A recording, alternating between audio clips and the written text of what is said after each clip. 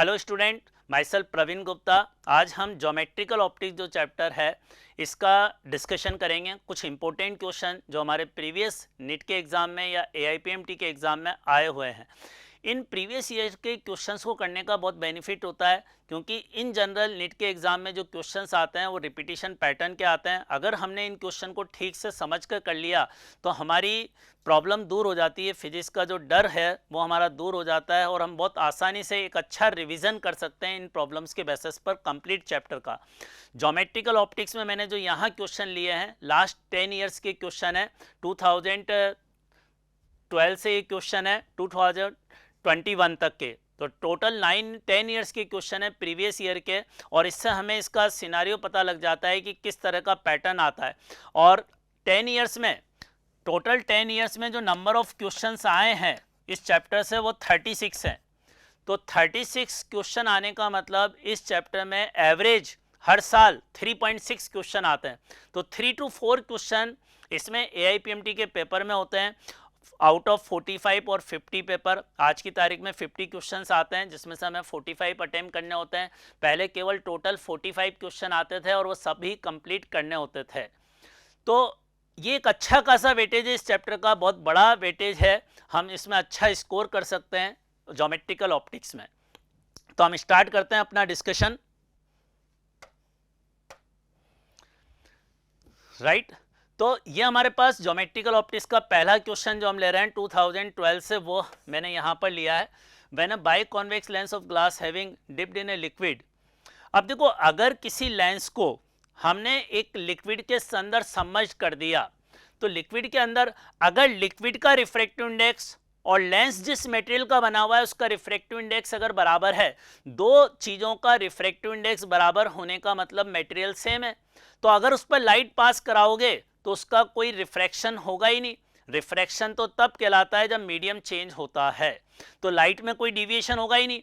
अगर लेंस के मटेरियल का रिफ्रैक्टिव इंडेक्स और जिस लिक्विड में हमने उसको सराउंडिंग में डिप किया है उसका रिफ्रैक्टिव इंडेक्स बराबर है, तो कोई रिफ्रैक्शन नहीं होगा और इस सिस्टम की ऑप्टिकल पावर जीरो होगी। लाइट में कोई डिविएशन नहीं हुआ। ऑप्टिकल पावर जीरो होने का मतलब उसकी रेडियस ऑफ कर्वेचर और फोकल लेंथ इनफाइनाइट है। तो यही हमारा इस पर क्वेश्चन है। देखो, एक लेंस को हमने, लेंस में क्या होता है, लाइट का डिविएशन होता है, लेकिन हम चाहते हैं लेंस एक प्लेन शीट की तरह काम करे और प्लेन शीट में लाइट का टोटल डिविएशन जीरो होता है। तो लेंस प्लेन शीट की तरफ तब काम करेगा जब लेंस को हम उसी मटेरियल के रिफ्रैक्टिव इंडेक्स के मीडियम में इंसर्ट कर देंगे, तो लाइट का कोई डिविएशन होगा ही नहीं। तो इसका मतलब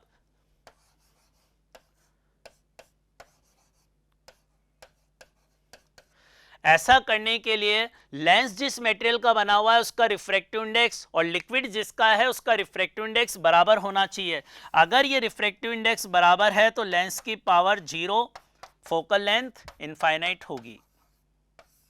और फोकल लेंथ इनफाइनाइट होने का मतलब है वो लेंस एक सिंपल प्लेन शीट की तरह काम करेगा। तो हमारा आंसर क्या हो जाएगा, इक्वल टू ग्लास। अच्छा, इन क्वेश्चंस को, इस वीडियो का आपको बेनिफिट ज़्यादा तब होगा जैसे हमारा नेक्स्ट क्वेश्चन आ जाता है। मान लो ये है, ये नेक्स्ट क्वेश्चन आ गया। अब इसमें मैंने कहीं सॉल्यूशन नहीं लिख रखा, आंसर नहीं है। पहले आप ये अपने आप से सॉल्व करें, ये क्वेश्चन ढंग से पढ़ें, पढ़ने के बाद इसका सॉल्यूशन करने की कोशिश करें। और फिर जब आप सॉल्यूशन कंप्लीट कर लें या आपसे सॉल्यूशन की आपने कोशिश कर ली, उसके बाद कोई दिक्कत हो तो मेरा ये वीडियो सॉल्यूशन चेक करें। ठीक है, इसको वीडियो को आप पॉज कर सकते हैं और एक बार खुद ट्राई कर सकते हैं। उसके बाद कोई दिक्कत आए तो फिर सॉल्यूशन की हेल्प ले सकते हैं। तो ये एक अच्छा तरीका है इसको सॉल्व करने का। अब अगला क्वेश्चन हम आते हैं, नेक्स्ट क्वेश्चन। देखो, प्रिज्म एंगल स्मॉल है, प्रिज्म एंगल हमें स्मॉल दे रखा है, लेस देन। स्मॉल का मतलब होता है प्रिज्म एंगल बहुत छोटा है, और छोटा हम जनरली उसको कहते हैं जो 5 डिग्री से कम होता है। ठीक है, अब इस पर हमें कहा है कि एंगल ऑफ इंसिडेंस क्या हो जिससे कि light emerge normally from the opposite face. अब देखो, लाइट अगर नॉर्मली अपोजिट फेस से इमर्ज हो रही है, जैसे मान लो प्रिज्म है, ठीक है, ये प्रिज्म हमने बनाया। अब इसके दूसरे फेस से लाइट नॉर्मली इमर्ज होने का मतलब ऐसे जाएगी, ये इमर्जेंट लाइट इस सरफेस के परपेंडिकुलर होगी, तो इंसिडेंट लाइट कैसे होगी,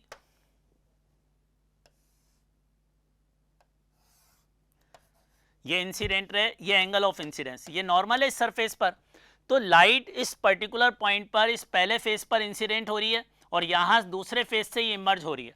हमें क्वेश्चन में कहा है कि इमर्जेंट लाइट जो है वो नॉर्मल है सरफेस के, इसका मतलब ये, और इमर्जेंट लाइट अगर सरफेस के नॉर्मल है इसका मतलब एंगल ऑफ इमर्जेंट 0 डिग्री के बराबर है, क्योंकि एंगल ऑफ इमर्जेंट नॉर्मल से ही मेजर करते हैं। एंगल ऑफ इमर्जेंट अगर 0 है तो सेकंड वाली सरफेस पर रिफ्रैक्शन एंगल भी 0 होगा। ठीक है, रिफ्रैक्शन जो एंगल 0 है हम ये जानते हैं R1 plus R2 prism angle के बराबर है। अब R2 अगर 0 है तो R1 भी प्रिज्म एंगल के इक्वल होगा। देखो R1 का मीनिंग क्या है इस डायग्राम में, ये वाला एंगल R1 कहलाता है। अब ये ज्योमेट्री से भी आप निकाल सकते हो, लाइट का रिफ्रैक्शन एक इस सरफेस से हो रहा है एक इससे हो रहा है, तो दोनों के बीच का एंगल ये प्रिज्म एंगल कहलाता है ना। अब ज्योमेट्री से अगर आप देखो तो ये एंगल 90 डिग्री के इक्वल है और ये एंगल ए है, तो ये 90 माइनस ए होगा, तो ये बचा हुआ एंगल ए के बराबर हो गया। तो इससे ज्योमेट्री से R1 ए के इक्वल आ गया। अब R1 एंगल ए के इक्वल आने के बाद आप इस ए पॉइंट पर आई निकालना है अपन को, आई को निकालने के लिए इस ए पॉइंट पर स्नेल्स लॉ लगा सकते हो। स्नेल्स लॉ की इक्वेशन क्या होगी, 1 into sine I is equal to mu into sine R1। इस मीडियम का रिफ्रैक्टिव इंडेक्स म्यू कंसीडर किया, म्यू दे रखा है, तो यहाँ स्नेल्स लॉ लगाया तो यहाँ म्यू इंटू साइन R1 करेंगे ना, और R1 की वैल्यू ए है, R1 की वैल्यू ए है। अब देखो हमें ये दे रखा है कि प्रिज्म एंगल बहुत छोटा है और हम ये जानते हैं अगर प्रिज्म एंगल बहुत छोटा हो तो साइन ए की वैल्यू अप्रोक्सीमेटली ए के बराबर होती है, और अगर प्रिज्म एंगल बहुत छोटा है तो एंगल ऑफ इंसिडेंस भी बहुत छोटा होगा। एंगल ऑफ इंसिडेंस बहुत छोटा होने का मतलब sine I is also equal to I.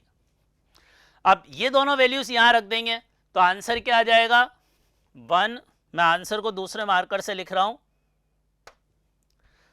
1 into I is equal to mu into A, ये अपना आंसर है। क्लियर। अब ये आंसर ऑप्शन में सर्च कर लो तो पहला ऑप्शन सही है, कर लें इसको नोट। अब नेक्स्ट क्वेश्चन, ये नेक्स्ट क्वेश्चन आपके सामने है, पहले आप अपने आप ट्राई करें इस क्वेश्चन को, वीडियो को पॉज करके। मैं यहाँ वीडियो बना रहा हूँ लेकिन आपको पॉज करके इस क्वेश्चन को ट्राई करना है और उसके बाद अगर कोई दिक्कत हो तो मेरा सॉल्यूशन देख लेना है। नाउ नेक्स्ट क्वेश्चन,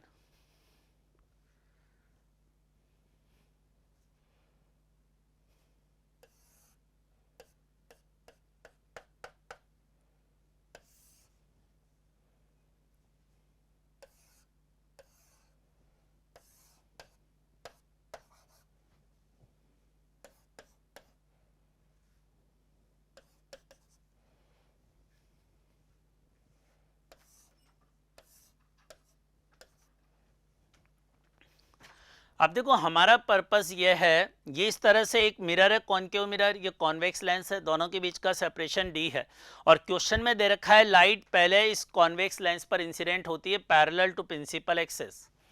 अब क्या होगा, यहाँ पर लाइट इंसिडेंट होने के बाद इस लेंस से रिफ्रैक्शन होगा, फिर मिरर से रिफ्लेक्शन, और मिरर से टकराने के बाद लाइट वापस जाएगी तो लेंस से 2 बार पास होगी और मिरर से 1 बार टकराएगी। तो टकराने के बाद इससे दोबारा पास होने के बाद फाइनल में लाइट पैरेलल हो जाती है, रिटर्न टू इन्फिनिटी अगेन। इसका मतलब लाइट अपना पाथ रिट्रेस कर रही है, और लाइट अगर अपना पाथ रिट्रेस करती है, रिट्रेस करने की क्या कंडीशन होती है कि यहाँ देखो, अब अगर इस तरह का अरेंजमेंट होता है ना तो ये अरेंजमेंट किसी भी ऑब्जेक्ट की 3 इमेजेस बनाता है, क्योंकि लेंस से 2 बार रिफ्लेक्शन हो रहा है तो लेंस 2 इमेज बनाएगा, और मिरर से 1 बार रिफ्लेक्शन हो रहा है तो मिरर 1 इमेज बनाएगा। और तीनों इमेजेस बनने के बाद क्वेश्चन में लिख रखा है कि ये लाइट इन्फिनिटी पर वापस रिटर्न होती है, इसका मतलब फाइनल इमेज वही बनती है जहां ऑब्जेक्ट रखा हुआ है, और फाइनल इमेज ऑब्जेक्ट की वहीं बनने का मतलब है लाइट रे अपना पाथ रिट्रेस करनी चाहिए, मिरर पर गिरने के बाद लाइट अपना पाथ रिट्रेस करनी चाहिए। तो रिट्रेस करने की कंडीशन ये होगी कि मिरर के लिए जो ऑब्जेक्ट हो ना वो इसके सेंटर ऑफ कर्वेचर पर हो। अब जैसे देखो ये लेंस अपनी जो लाइट पैरेलल आ रही है उसको तो फोकस पर मिला देगा, तो इससे पहली जो इमेज बनेगी वो तो फोकस पर बनेगी ना, ये इमेज बन जाएगी यहां f1 डिस्टेंस पर, f2 पर। इस लेंस की फोकल लेंथ f2 है, तो लेंस इस पैरेलल लाइट की इमेज यहां फोकस पर बना देगा। अब ये अगर इमेज फोकस पर बनी और अगर यहां से अब लाइट इस मिरर पे, पहली इमेज तो यहां बनी, अब दूसरी इमेज ये मिरर बनाएगा। अब अगर मिरर पे लाइट ऐसे नॉर्मल इंसिडेंट हो रही है तो ये लाइट तो अपना पाथ रिट्रेस करेगी ना, और नॉर्मल अगर इंसिडेंट हो गई तो ये लाइट अपना पाथ रिट्रेस करके ऐसे ही रिटर्न हो जाएगी, तो ये इन्फिनिटी पर चली जाएगी ना, और यही हम चाहते हैं। अब देखो मिरर पर लाइट नॉर्मल इंसिडेंट तब होती है जब मिरर के लिए ऑब्जेक्ट I1 इस मिरर के सेंटर ऑफ कर्वेचर पर हो, तो यहां यह I1 जो है सेंटर ऑफ कर्वेचर पर होना चाहिए, और I1 सेंटर ऑफ कर्वेचर पर की सेंटर ऑफ कर्वेचर की मिरर के पोल से डिस्टेंस कितनी होती है, रेडियस ऑफ कर्वेचर के बराबर, और रेडियस ऑफ कर्वेचर जानते हैं हम 2 times of its focal length. Capital R का मतलब है मिरर की रेडियस ऑफ कर्वेचर, तो ये डिस्टेंस कितनी है 2f1। अब देखो ये 2f1 ये f2, तो d कितना आ गया यहां से ज्योमेट्री से 2f1 प्लस f2 के बराबर। ये अपना इस क्वेश्चन का आंसर हो गया। इसको चेक कर सकते हैं कौन से ऑप्शन में ये अवेलेबल है, तो इसका थर्ड आंसर हो गया। कर लें इसको नोट। नेक्स्ट क्वेश्चन,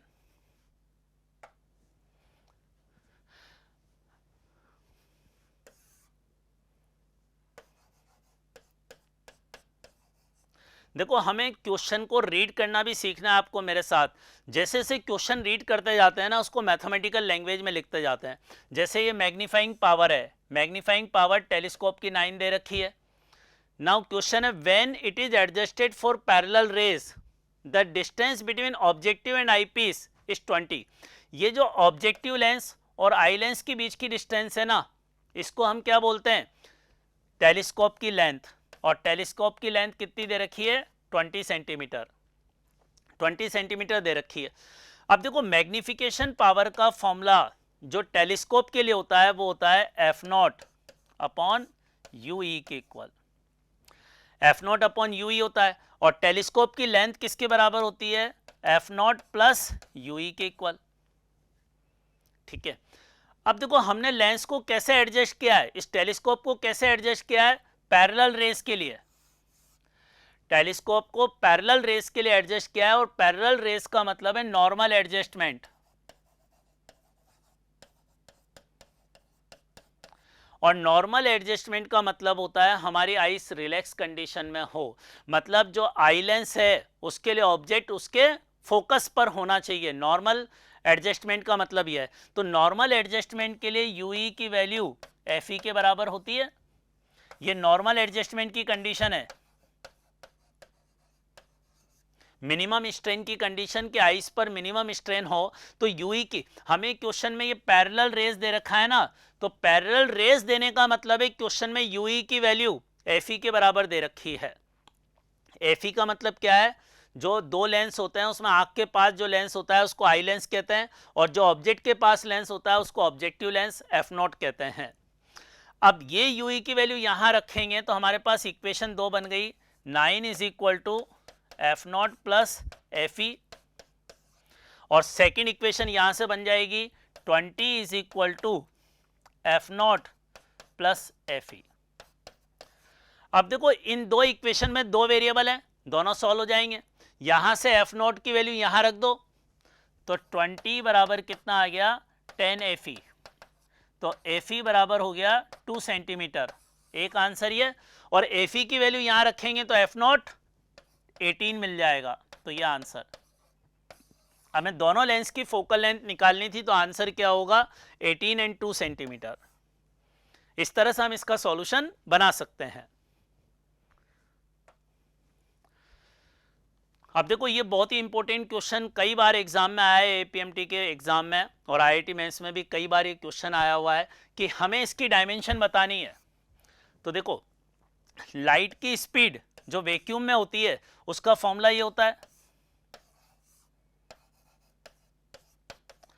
लाइट की स्पीड वैक्यूम में जो होती है उसका फॉर्मूला ये होता है, और म्यू नॉट का मतलब होता है मैग्नेटिक परमिएबिलिटी और एप्सिलॉन नॉट का मतलब होता है इलेक्ट्रिकल परमिटिविटी। इसको हम ऐसे लिख सकते हैं ना,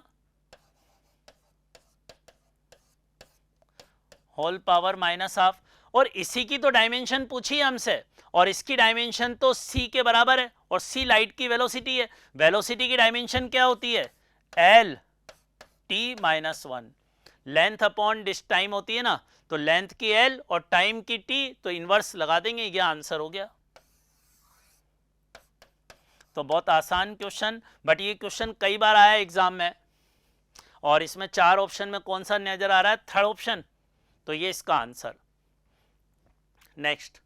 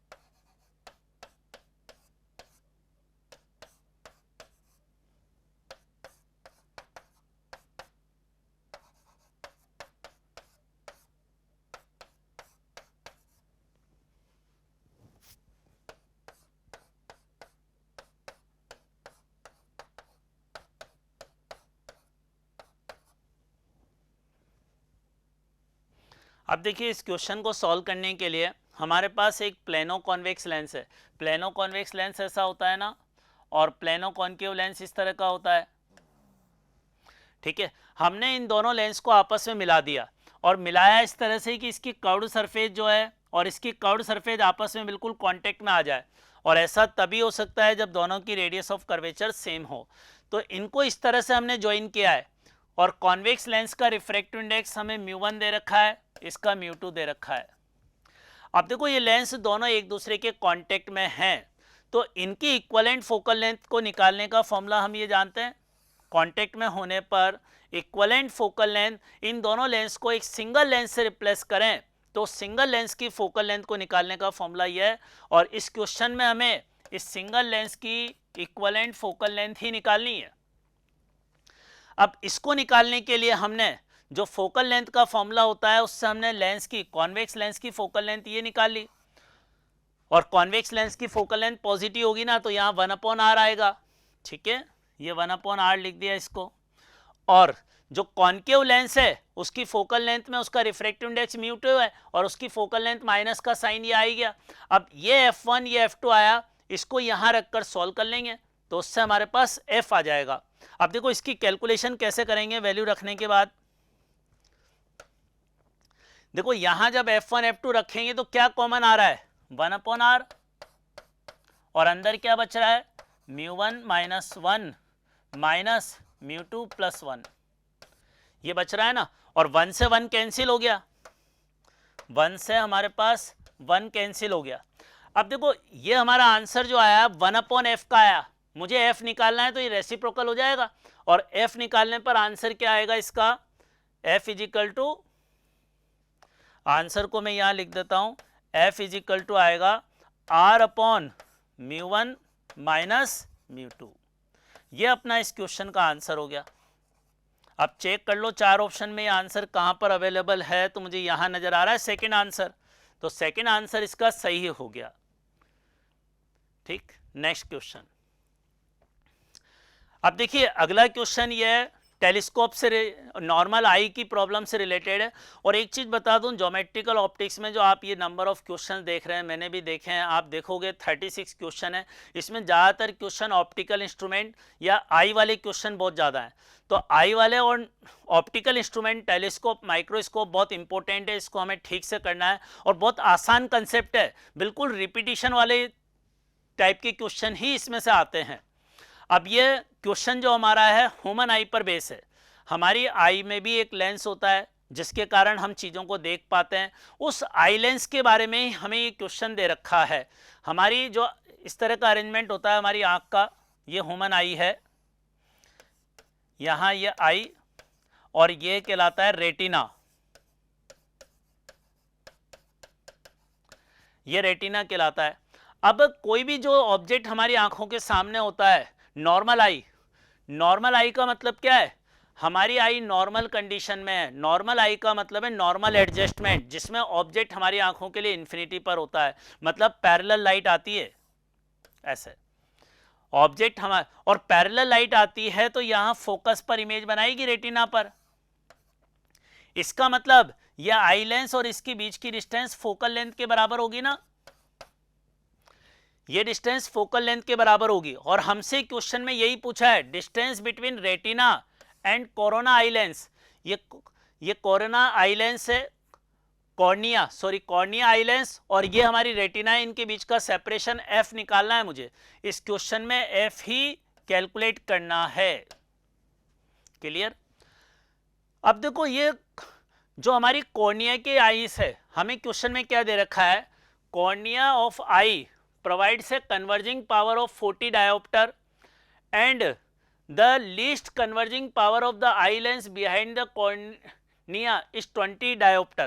बेसिकली जो हमारा कॉर्निया होता है उसके पीछे एक लिक्विड की लेयर भी होती है, और लिक्विड की लेयर भी एक लेंस की तरह काम करती है। तो एक तो कॉर्निया का लेंस और उसके एक पीछे लिक्विड की लेयर जो है वो लेंस का काम कर रही है, और ये दो लेंस एक दूसरे के कांटेक्ट में है।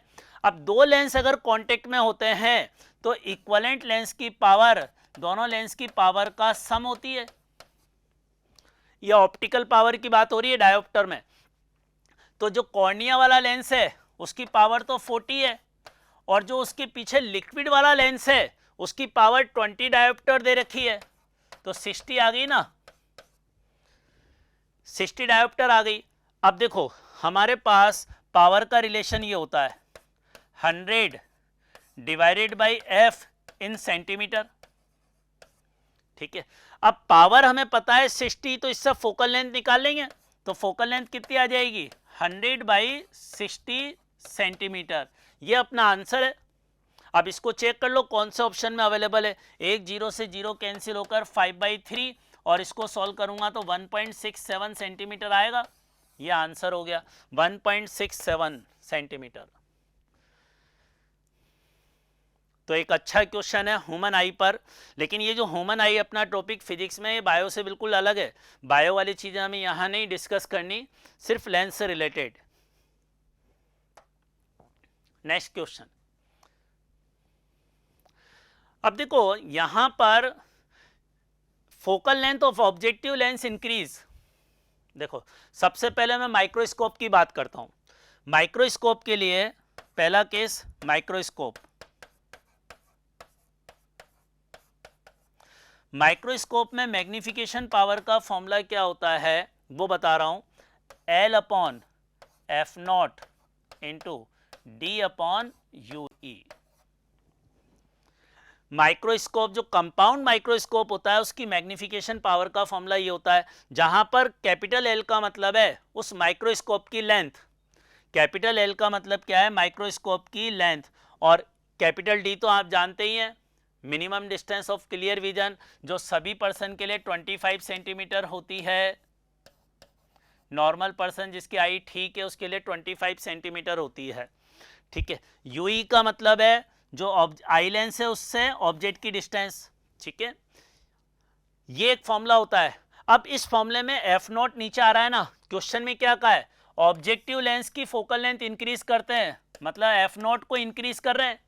क्वेश्चन में लिखा हुआ है F0 इंक्रीज हो रहा है, और इस मैग्निफिकेशन पावर में F0 नीचे है। अगर एफ नॉट को बढ़ाओगे तो मैग्निफिकेशन पावर इंक्रीज होगी, तो ये हमारा आंसर है। एफ नॉट को इंक्रीज करेंगे तो मैग्निफिकेशन पावर डिक्रीज होगी, लेकिन किसकी? माइक्रोस्कोप की। तो माइक्रोस्कोप की मैग्निफिकेशन पावर तो डिक्रीज होती है, मैग्निफिकेशन पावर डिक्रीज होती है। पहला इसको स्कोप तो पहला ऑप्शन तो गलत हो गया ना, इसमें माइक्रोस्कोप की इंक्रीज हो रही है, ठीक है। और इसमें भी दूसरा भी गलत है, इसमें भी इंक्रीज हो रही है। और थर्ड अभी चेक करना बाकी है, थर्ड और फोर्थ। अब देखो सेकंड, ये क्लियर हो गया यहां तक। अब हम आते हैं इस पर।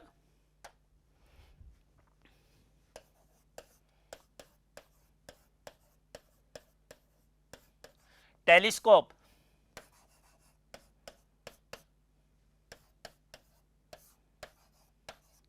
देखो टेलीस्कोप की मैग्निफिकेशन पावर एफ नॉट के प्रोपोर्शनल होती है। इसके फॉर्मूले में एफ नॉट ऊपर आ रहा है, तो इसका मतलब एफ नॉट को इंक्रीज करेंगे तो मैग्निफिकेशन पावर भी इंक्रीज होगी। तो यहां टेलीस्कोप में मैग्निफिकेशन पावर इंक्रीज होती है, माइक्रोस्कोप में डिक्रीज होती है, तो यहां पर इंक्रीज वाला आंसर होगा ये। तो टेलीस्कोप की इंक्रीज हो रही है, माइक्रोस्कोप की डिक्रीज। अब हम देखते हैं ये ऑप्शन कौन सा है, तो थर्ड वाला तो गलत हो गया। अब फोर्थ ऑप्शन में क्या है? माइक्रोस्कोप की डिक्रीज होती है, सही है। टेलीस्कोप की इंक्रीज होती है, तो फोर्थ आंसर अपना इसका सही हो गया। क्लियर? Next question. अब देखो अगला क्वेश्चन वापस प्रिज्म से आ गया। प्रिज्म से रिलेटेड एक क्वेश्चन मैं पहले भी डिस्कस कर चुका हूं। टेलीस्कोप माइक्रोस्कोप के 2 क्वेश्चन, आई का 1 क्वेश्चन, ये हमने अभी तक डिस्कस किया है।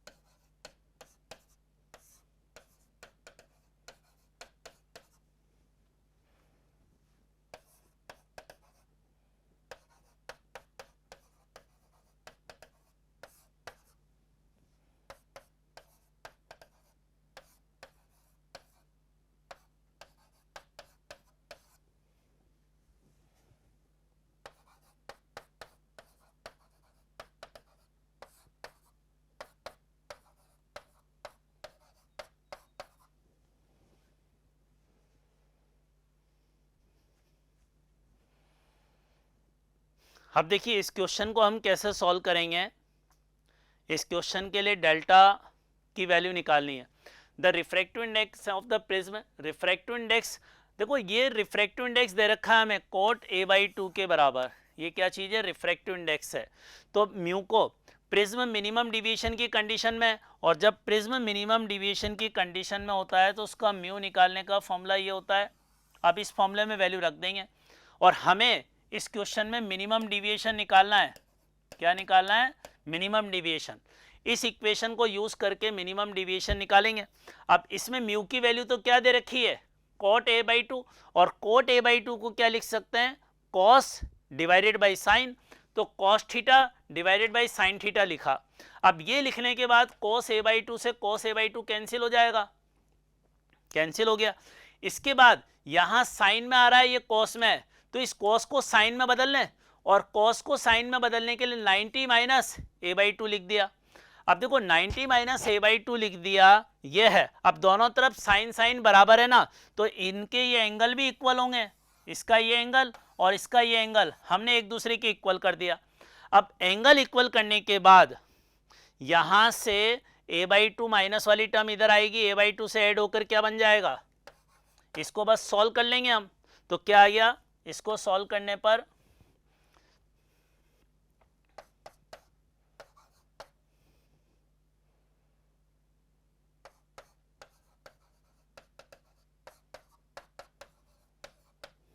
ये आ जाएगा, और इससे आंसर क्या आएगा हमारे पास? Delta minimum is equal to